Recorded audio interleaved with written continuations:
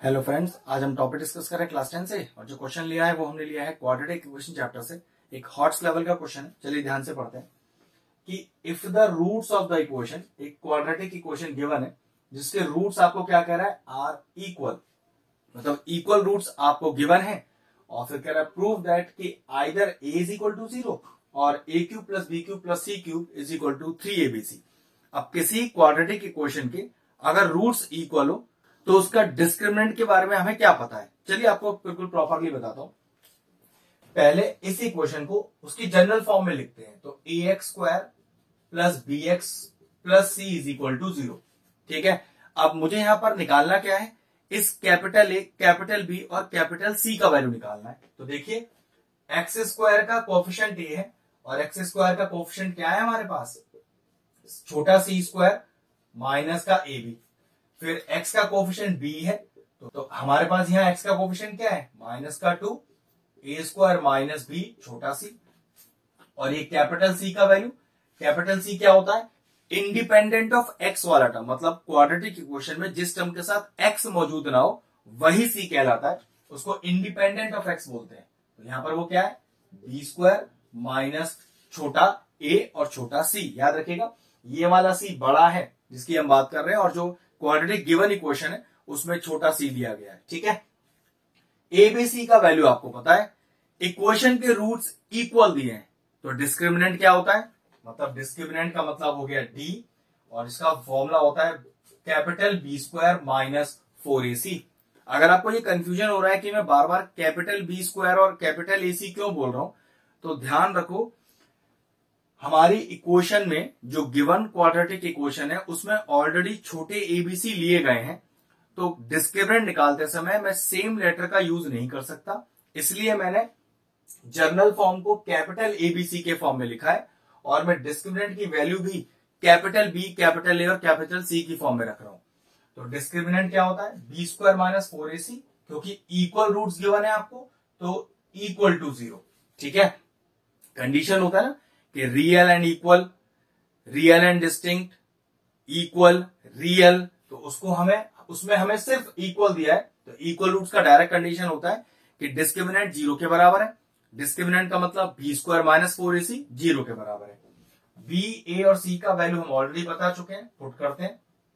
तो B square, तो जो कि दिया हुआ है माइनस का 2 a square minus b c का whole square minus 4a, a का वैल्यू है c square minus a b into c, जो कि है b square minus a c, ये अब सब छोटे एबीसी हैं, और इज इक्वल टू 0। अब थोड़ा स्क्वायर खोलते हैं, तो -2 का स्क्वायर खोला तो ये आ गया 4, और ए स्क्वायर माइनस बी सी का होल स्क्वायर माइनस का 4, अंदर इंटू भी कर लेते हैं, तो सी स्क्वायर बी स्क्वायर, और साइन का भी ध्यान रखना है, सी स्क्वायर को माइनस ए सी से, तो माइनस का ए सी क्यूब आ जाएगा, फिर माइनस ए बी को बी स्क्वायर से, तो माइनस का ए बी क्यूब आ जाएगा, माइनस ए बी को माइनस ए सी से, तो माइनस माइनस प्लस, तो ए स्क्वायर बी सी। तो अभी मैंने सिंपल क्या किया है, दोनों ब्रैकेट्स को आपस में सिंपली मल्टीप्लाई किया है। अब चेक करो, ये 4 और ये वाला 4 कॉमन आ जाएगा, और 0 है इक्वल में, वो 0 के नीचे जाके गायब हो जाएगा, तो मैंने लिखा डिवाइडिंग होल इक्वेशन बाय 4, तो उस तरह से 4 गायब हो गया। ठीक है, तो अगला स्टेप आया ए स्क्वायर माइनस बी सी का होल स्क्वायर माइनस सी स्क्वायर बी स्क्वायर माइनस का ए सी क्यूब माइनस का ए बी क्यूब प्लस का ए स्क्वायर बी सी और इज इक्वल टू 0। अब अगला स्टेप क्या होगा, ए माइनस बी का होल स्क्वायर का फॉर्मूला, जो कि होता है a square plus b square minus का 2ab, डायरेक्ट खोल रहा हूं, तो a square plus b square minus का 2a और b, यहां ऑलरेडी मल्टीप्लाई कर चुका हूं, और ब्रैकेट के बाहर माइनस लग रहा है, तो माइनस ओपन कर लेते हैं। माइनस ओपन करेंगे तो अंदर ब्रैकेट के सारे साइन चेंज कर लेंगे, तो माइनस का सी स्क्वायर बी स्क्वायर प्लस का ए सी क्यूब प्लस का ए बी क्यूब माइनस का ए स्क्वायर बी सी और इज इक्वल टू 0। इसे भी खोल लेते हैं, ये कितना आएगा, a की पावर 4 प्लस बी स्क्वायर सी स्क्वायर माइनस का 2a स्क्वायर bc माइनस का सी स्क्वायर बी स्क्वायर प्लस का ए सी क्यूब प्लस का ए बी क्यूब माइनस का ए स्क्वायर बी सी और इज इक्वल टू 0। अब अगले स्टेप में कुछ स्टेप्स या तो कैंसिल आउट हो रहे होंगे या फिर ऐड या सब्ट्रैक्ट हो जाएंगे। तो ध्यान से देखते हैं, प्लस का बी स्क्वायर सी स्क्वायर माइनस का बी स्क्वायर सी स्क्वायर, ये तो कैंसिल आउट हो गए। अब देखो माइनस का 2 ए स्क्वायर बी सी और माइनस का ए स्क्वायर बी सी, दोनों माइनस माइनस के हैं तो एक -2 और एक -1, तो -3 हो गया। तो देखिए क्या बचा, ए की पावर 4 तो है ही है, इसकी बात करें और इसकी बात करें तो माइनस का 3 ए स्क्वायर बी सी और क्या बचा प्लस का ए सी क्यूब और प्लस का ए बी क्यूब और इज इक्वल टू 0। अब जरा ध्यान से देखें तो ए यहां पर भी कॉमन है, ए यहां पर भी कॉमन है, ए यहां पर भी कॉमन है और ए यहां पर भी कॉमन है।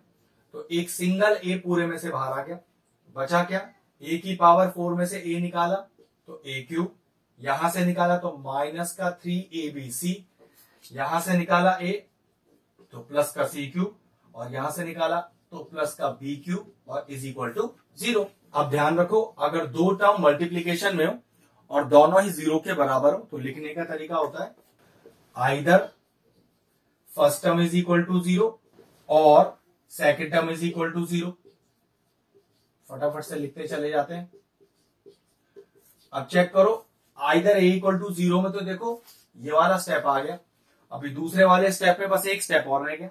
अगर इस -3 एबीसी को उधर ले जाइए 0 के तो a cube plus b cube plus c cube is equal to 3 a b C.